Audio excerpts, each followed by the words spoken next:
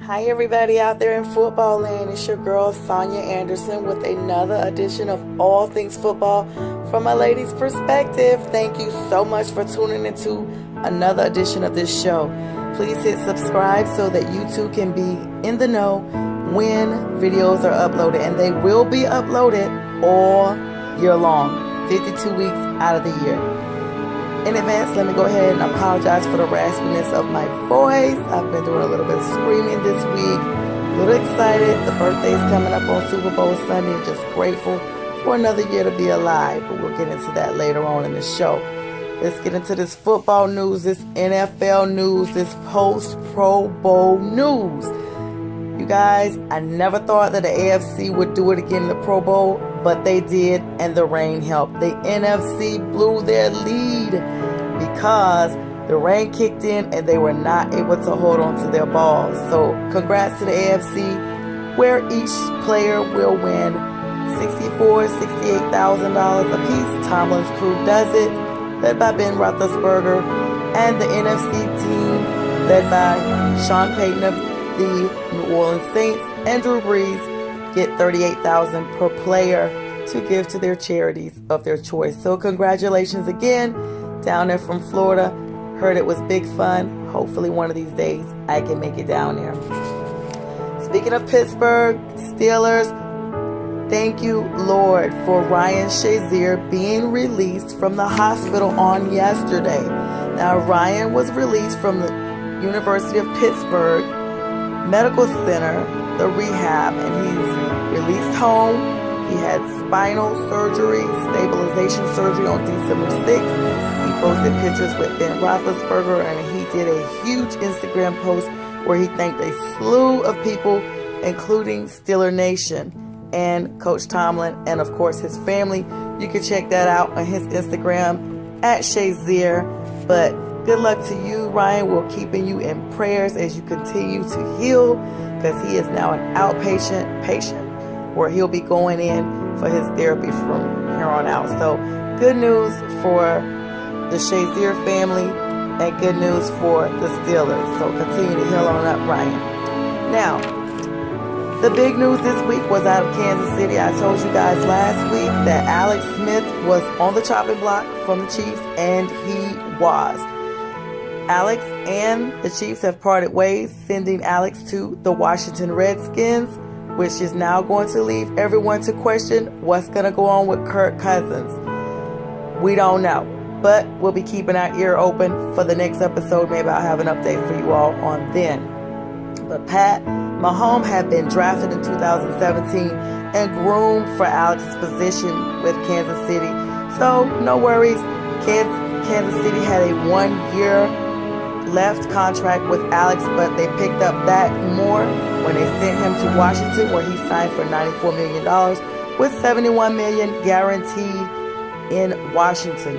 Now, in exchange, Washington will give Kansas City their 3rd-round draft pick, as well as another one of their players on this Wednesday.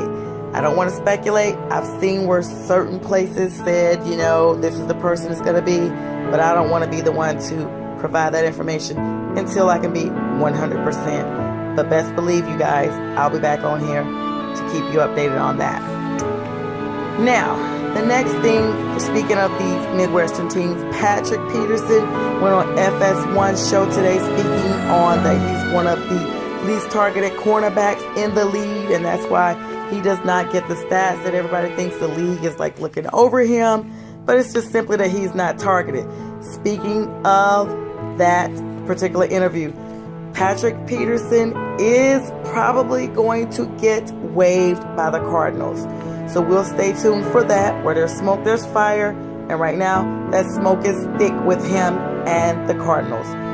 Speaking of another Cardinals player, Larry Fitzgerald, who has contemplated retirement this year, has still left us up in limbo. But his father, Larry Fitzgerald Sr., did speak and say if Larry Jr. returns, he will definitely only play with the Cardinals.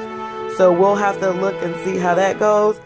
We do know that he and Bruce Arians had a great relationship, and Mr. Arians is gone. So that's where this all spewed from him, retirement. We'll stay tuned on that front as well. Speaking of goings and comings, the Panthers, my guys, they've got some shakeups still going on down there in management, but the NFL has set a deadline for them to choose a new GM. Now, this week, they had 3 candidates that were slated to interview. Lake Dawson, who is the director of Bills Scouting, Buffalo Bills that is, and a former NFL wide receiver had an interview this week, as well as Marty Herney, who had an 11-year general manager stint with the Carolina Panthers as a former employee between 1998 and 2012, and Jimmy Ray III, who is the vice president of football relations and the assistant general manager with the Houston Texans. Now, Tina Becker, the interim owner down there, the COO at the moment, is leading the search, so they have just a short time to go ahead and put that new general manager in place. So we'll stay tuned for that as well. And congratulations to new defensive line coach Brady Hoke. I'll be having more information on him next round. In other Panther news, another notable Panther is throwing his hat in after the 2018 season. Ryan Khalil will join Thomas Davis in letting 2018 be his final season with the NFL. Now, Khalil has been with the Panthers for 11 seasons and he started 129 games. As you know, he's a 2-time All-Pro center, and he was a pro-choice person in 2013 and 2015. Now, his brother Matt signed last year in the offseason, and there were a couple of instances where both Matt and Ryan were on the sideline with injuries. Now, Ryan has battled neck injuries, and it's pretty safe to assume that that is what is contributing to his retirement, because he is only going to be turning 33 years old next month. So we will greatly miss Ryan Khalil. He's a heck of an athlete. He has some tremendous numbers in his role, and he will be greatly missed. But for now, as I said with Thomas, let's just concentrate on having him this season coming up. Now, in other news, let's see, which one do I want to cover with y'all first? I guess this is kind of a one and done in both aspects. I'm going to talk about the Super Bowl. Now, Super Bowl is being held in Minneapolis, and everyone knows that that is where Mr. Prince himself was from. Prince, who died untimely in 2016 due to an accidental overdose, is greatly missed. But everyone has said that that Super Bowl is surrounded by his spirit and that he is everywhere in that city. Prince has gone on, but his spirit lives forever in Minneapolis with fans who love him and those who live in Minneapolis that are still supporting the Super Bowl despite the fact that their Vikings were eliminated. Now, he would have been so thrilled to have performed at the halftime show, but Justin Timberlake will be that person. But even JT said that Prince is very influential, and in fact, he was inspired by the great legend. They have a lot of his items on display, as well as Paisley Park, that is now a museum, is only 20 minutes from where the Super Bowl will be played in Minneapolis. Now, Paisley Park is in Chanhassen, but Prince's things are there. They have a Super Bowl display with his guitar, his hats, and a couple of other costume items. And all the NFL laced festivities for the weekend, the football commercials, everything are laced with Prince-themed songs playing in the background. So there were thousands of people that packed the streets Monday. They had a Prince night there, and Sheila E. performed, as well as Morris Day and The Time, and Prince's 80s band called The Revolution. So a lot of his love and spirit is still very much there, even in murals throughout the city. So Prince is definitely there, and the spirit is very much alive. Continue to miss him. Such a great legend. Now, let's take a small look at this Super Bowl. Now, when the Patriots play on Sunday, they are playing for a host of things. For most people, they think, okay, the Patriots are just going back and they are looking for another ring. Not so. The Patriots are trying to tie the Steelers for the most amount of championships in the league. The Steelers have 6, And if the Patriots win, they will have 6 as well.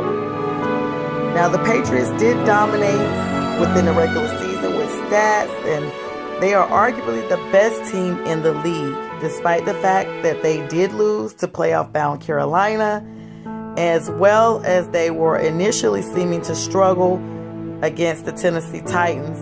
But they did Belichick Brady style and came back and won like they always do.